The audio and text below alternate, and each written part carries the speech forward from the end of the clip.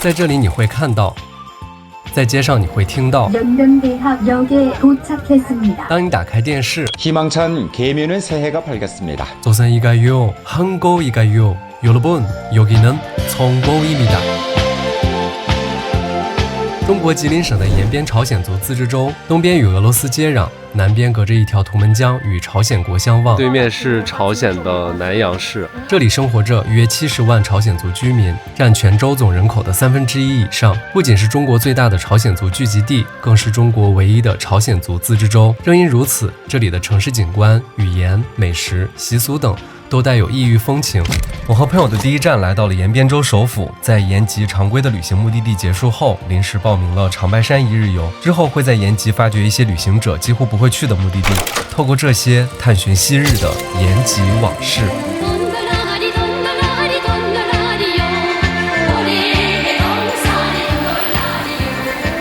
现在是早上的6点多，我们今天报名了天池山的一日游，但是天池今天不开，但是景区有很多别的地方可以看。待会儿司机就过来接我们，准备好迎接今天的好心情吧。玩雪，有雪吗？有雪啊，当然有雪了。吉林省的长白山国家级自然保护区一部分地处延边州安土县，另一部分地处白山市抚松县，但不归两地管辖，而是吉林省直管。东边是朝鲜国3池原市，地处中国境内的长白山景区又分为北、西、南3个独立景区，游客基本上一天只够去看一个区域。3个景区都可以看得到天池，景区会根据能见度、气温、风力等因素决定当天是否开放天池区域。但到了冬季1个月30天，基本上29天天池都是关闭的状态。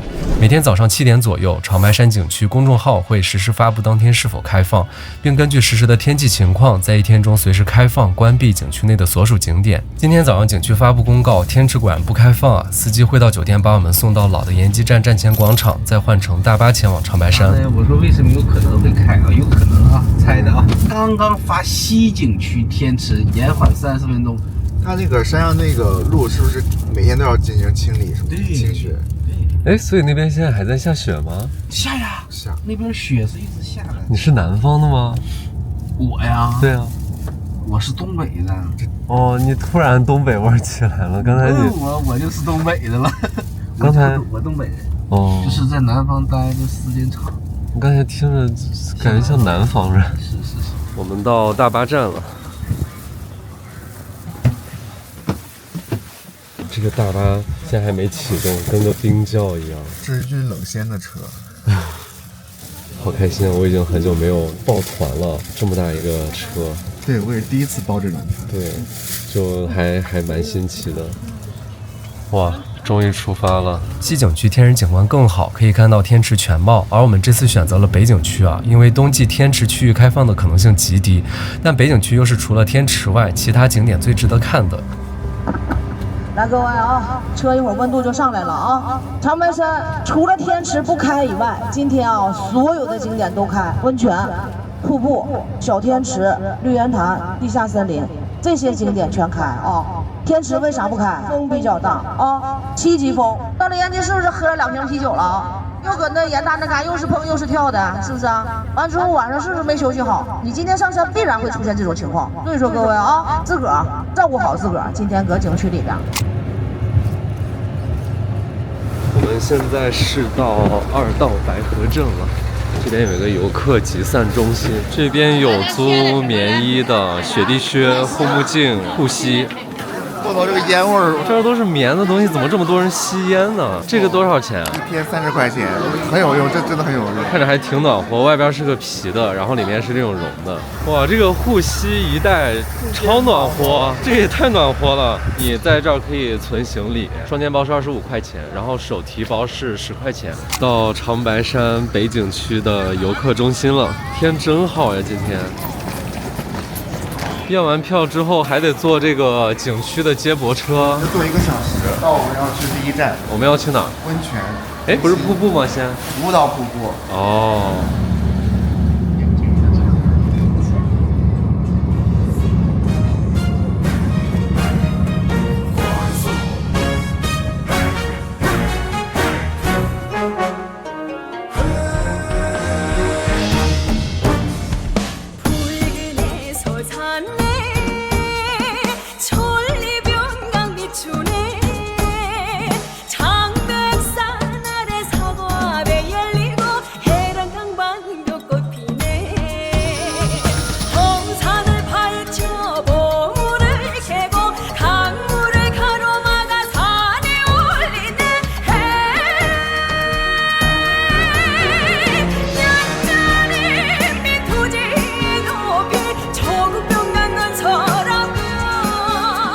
现存第一个记录此山的文献是中国的《山海经》，历代文献中它曾有不闲山、图泰山、太白山等多种称谓，直到金代才逐渐被称为长白山。约公元946年，这里发生了一次被称为千年大喷发的巨大火山喷发，火山顶部在剧烈爆发后塌陷，形成巨大的火山口，积水成天池。这座湖泊平均水深204米，最深处达373米，是中国最深的火山口湖之一。然而，长白山依然是一座有着高潜在危险的活火山，地下深处的剧烈地热活动让这里即便是在寒冬也依然有着高温不动河。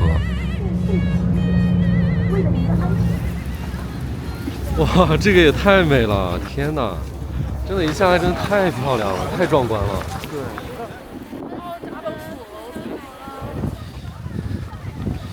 那我们买点那个，这俩10块。可以，先来吃个烤肠，10块钱2根。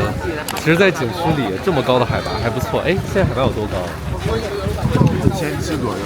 前边冒烟冒得好大呀，冒那个水汽，有温泉的地方了。哇，这儿就遇到了一个热腾腾的温泉坑。这雪，哇，好硬，冻得很结实。刚才导游还说，这边如果要是正常积雪的话，得到膝盖了。这儿有卖温泉鸡蛋的，哇，这个才是真正的温泉蛋。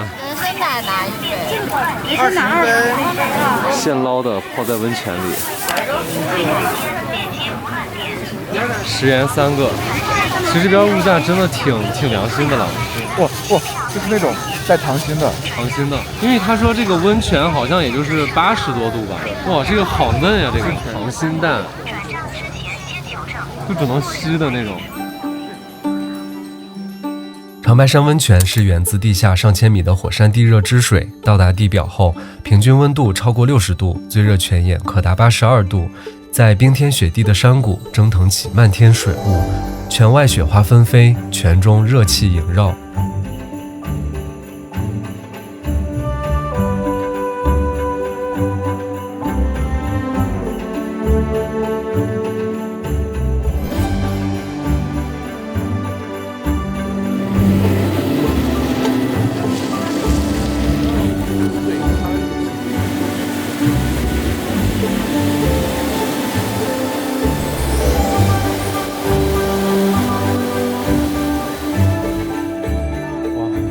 前面就是长白山瀑布了，是目前世界最大的火山瀑布。长白瀑布只有在北景区才可以看到，是世界落差最大的火山湖瀑布。天池水从北侧缺口溢出，在落差达68米的悬崖处骤然跌落，水流撞击山石，声如雷鸣。在冬日，部分水体会凝结成晶莹剔透的冰瀑，疑似龙池喷瑞雪，如同天际挂飞流。在看视频的各位情侣们、小伙伴们，祝大家能够长相守、到白头、山为证，一定要长长久久的。祝福大家！哇，真是仙境呀！其实来之前我没有抱特别大的期望，可能觉得也去过别的雪山吧，就会觉得可能一般。但是来这儿之后，觉得还蛮惊艳的。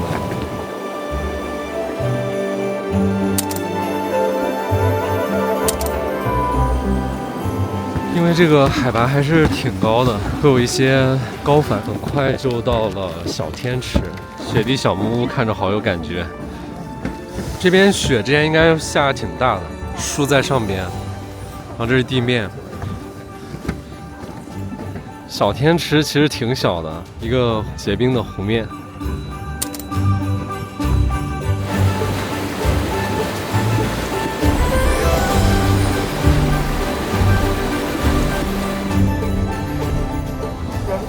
较早，16点30分准时闭园。哦，前面这个冰挂好看呀！景区内的各个景点有接驳大巴，从小天池出来后，乘坐大巴前往绿渊潭和谷底森林。你看下边还有那个流水，温泉流水。前面就到了绿渊潭，这个绿渊潭也有瀑布，我感觉比小天池那儿好看一点。绿渊潭有着一个落差约26米的瀑布，也许只有夏季来到这里，才能体会到绿渊潭这个名字的真正含义。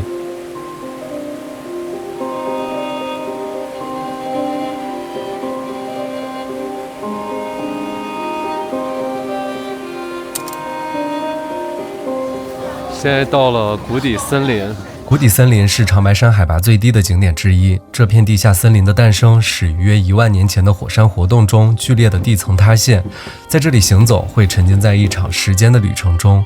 在这个森林里走了大概有20多分钟吧，现在马上要下到谷底，这个应该就是谷底森林了。其实这几个景区最让我震撼的还是温泉和瀑布，绿渊潭较为秀丽，冬季的小天池说实话我觉得不太有意思。后来在谷底森林的木栈道行走时，出于旅行惯性，我一直在期待着前面是否有更令人惊喜的景点。后来发现景点其实就是行走在栈道上的时间之旅，森林、阳光、雪地、溪流构成了这里慢下来的自然景观，不期待什么，而是享受其中，任由时间的变化而产生出不同的光线、温度、体感，甚至是微小的气味。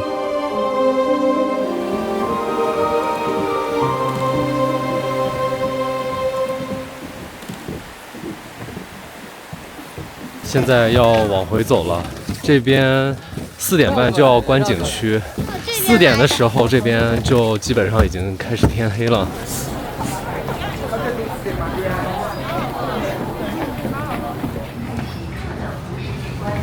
我们现在坐景区里的大巴，从谷底森林坐到游客集散中心，差不多要1个小时左右。山的另一面是朝鲜国，称长白山为白头山，在其国徽中也有所体现，并大量出现在美术、音乐等作品中。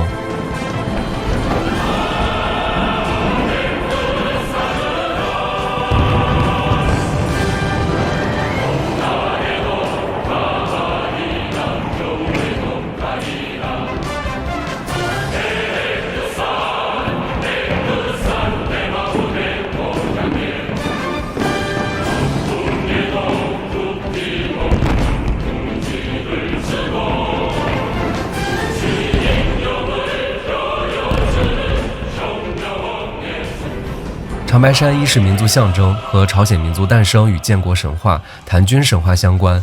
长白山被渲染为民族的发祥地，但学者对此存在争议。神话中的太白山有观点认为很可能是今天朝鲜国境内的妙香山，只是因为太白山和长白山的名字相似，更容易让人产生联想。2是革命叙事，朝鲜开国人物金日成出生在平壤后，幼年随父母移居中国东北生活。在朝鲜官方叙事中，认为金日成在长白山一带领导抗日斗争，开创革命传统，构建建国合法性的叙事来源。3是白头山血统的政治合法性叙事，意思是只有白头山革命血统的领导人才是正统，直接服务于朝鲜领导人继承合法性的逻辑。直到今天，朝鲜最高领导人被当地媒体赞誉为白头山的天降伟人，其出生、死亡在官方叙事里往往伴随着长白山超自然的奇异景象。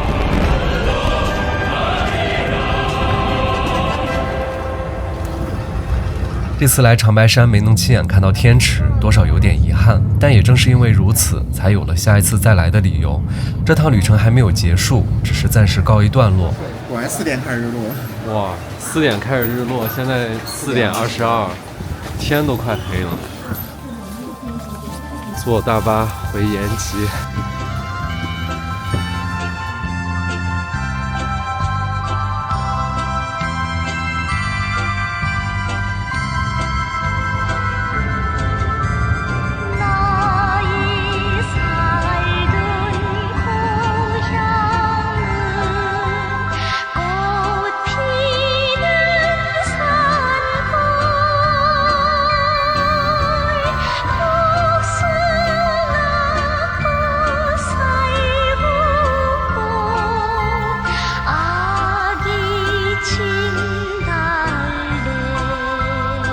胡同穿过去，往左一拐就是网红墙啊！各位，拜拜，慢点啊，东西拿好啊！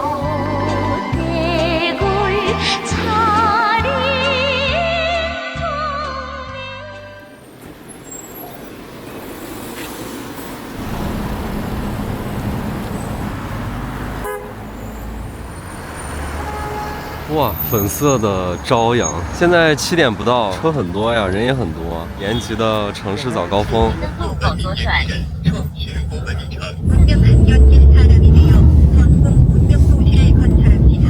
呦，现在都已经开始堵上了，有点。哦，这高峰期了吧？这边有2个学校，河南小学和延新2个小学。哦，这还有雪还没化。要登山就往那边去。好嘞，行，谢谢师傅。哇，到帽山了，师傅太能唠了，给你介绍一路，真的好喜欢东北人。这老虎是朝向长白山吗？这边上去大概还要半个多小时。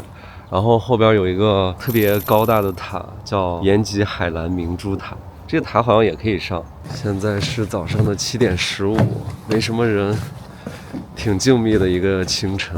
然后来帽山徒步登塔，就可以看到延吉的全貌。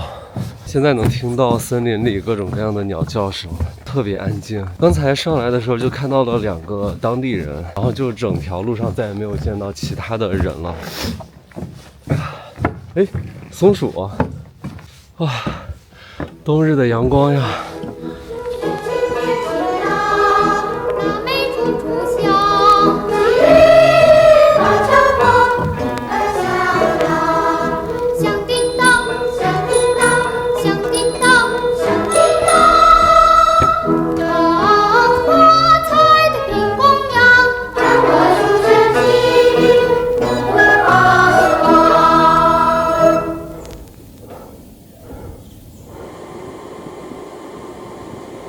这路两边大家摆了好多这种小石堆，太阳已经从东边升起了，前边是帽山的观景台，可以走楼梯上去，太壮观了，各位。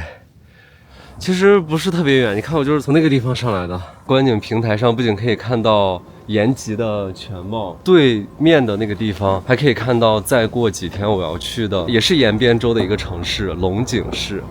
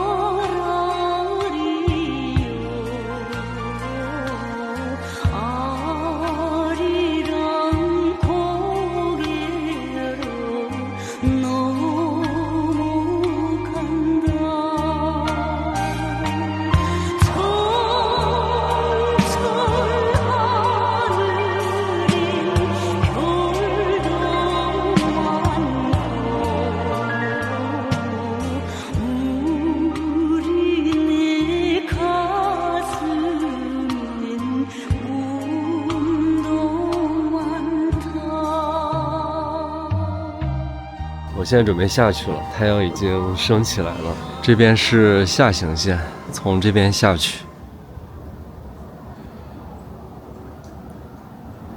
哎，我怎么听到这个广场上有放那个朝鲜歌曲？是有广场舞吗？去看一下。哎，还真有哎！哇，阿姨们都穿着朝鲜族服装，好漂亮。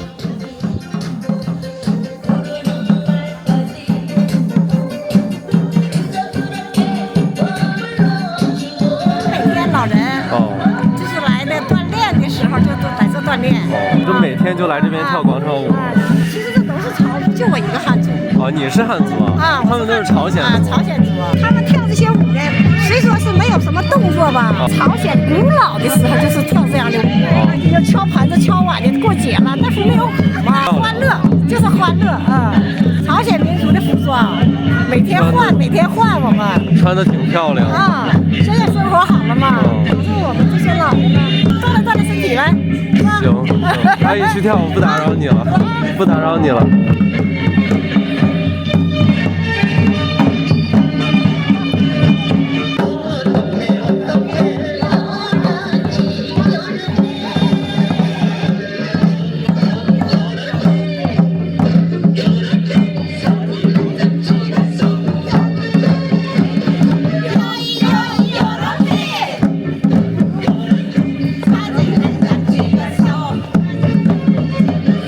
太嗨了！说不管是这边再冷，他们每天早上都会在这个帽山这个小广场跳广场舞，好开心啊！看着他们跳舞，有这个欢声笑语，就觉得天呀，好美好啊！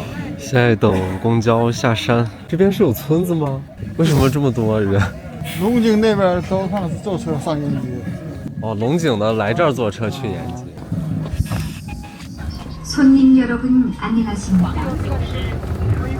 我现在坐公交从茂山打算回市区。今天天也很蓝，这边基本上没有雾霾，一年能有个1次2次，天蓝是正常的。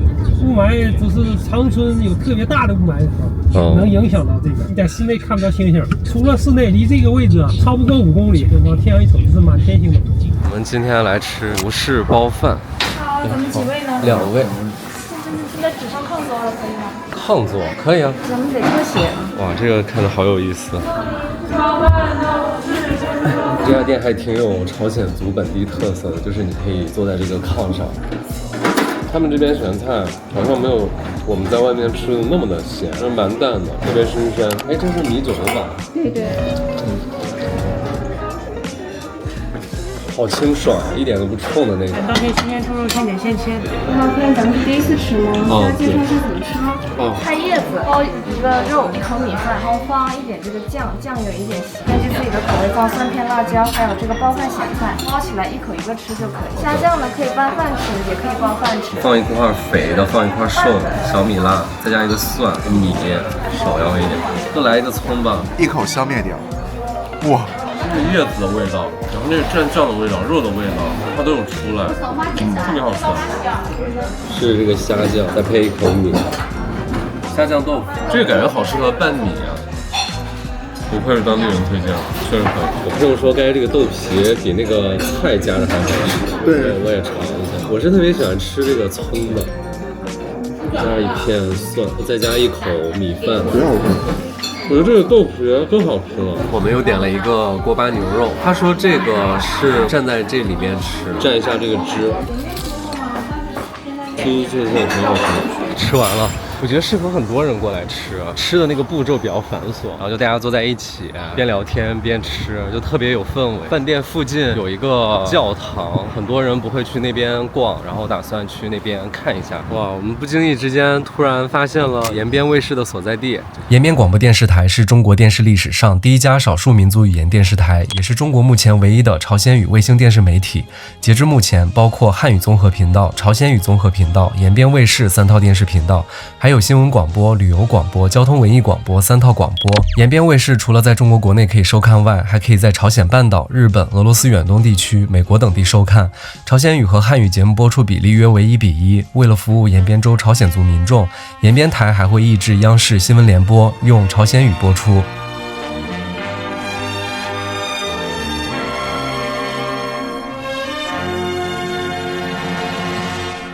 여러분 안녕하십니까? 안녕하십니까? 오늘은 2022년 1월 4일 화요일, 음력으로는 섣달 초이틀입니다.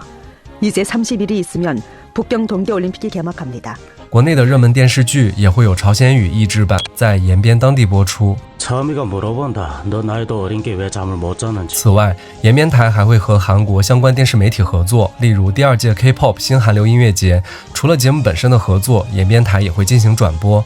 2017年也和韩国相关媒体合作举办春节联欢晚会，并在两地设立分会场。由于延边州和朝鲜国接壤，靠近边境的朝鲜国民众能够接收到延边台的信号，而延边台译制的朝鲜语中国电视剧以及转播的韩剧、K-pop 等，不少朝鲜人就会在家里偷偷收看。朝鲜政府明令禁止韩国文化输入，对接触韩国文化的行为会施以处罚。朝鲜官方以平壤文化语作为标准语言，并一再禁止使用韩语式等其他表达。但事实上，韩式表达早已融入到朝鲜人们的日常生活中。为应对这一现象，朝鲜政府先后在2020年和2023年颁布《反动思想文化排挤法》和《平壤文化语保护法》。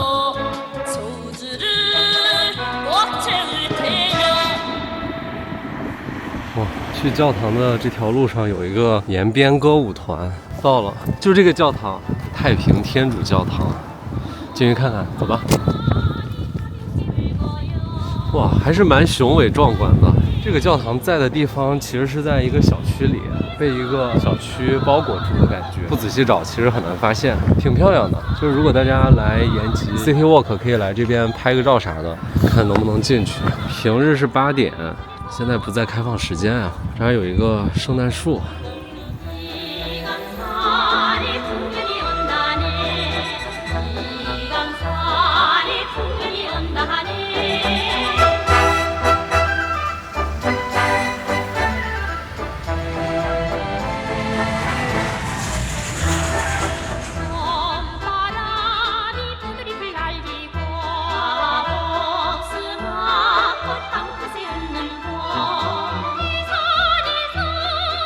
我看前面就有一个古玩市场，可以去看一看，好像有很多卖那种老物件呀、老照片、老书的。是延边朝鲜族的一个大哥给我推荐的。然后他说，其实周六周日早上来是最好的，平时这边有很多商贩租不起门店，平时也是到处收货或者忙着直播卖货之类的。我们进去看看去。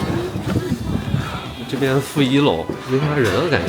我们下到地下1层了，说话声音都不敢大声说，因为感觉整个古玩市场好像就我们2个商家比我们游客还多。我就是想看有没有绝版书、邮票，或者是朝鲜那边的一些老物件啥的。你看人家这个店铺太豪横了，全都是这种大的老物件啊，感觉都是那种朝鲜贵族用的。哇，你看这个日本军司令官布告。古玩市场不大，一圈像是一个回字形的，好多都没有开门。挺想买这种老书的，这家店没开门，卖原来的货币的。哇，这个厉害，这个是卖民国时期的那种金元券。哇，你看这边还有古钱币，哎，你看照朝鲜的钱币，代表当选证书、缝纫机。我奶奶家之前也有这个，今天没淘到什么东西。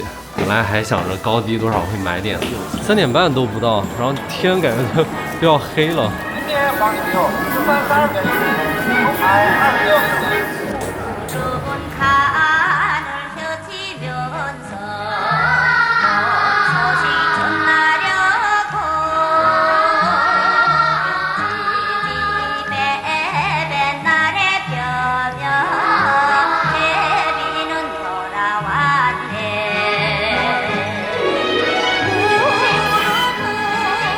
今天我朋友就要走了，现在送他去机场，后面几天就是我自己一个人了。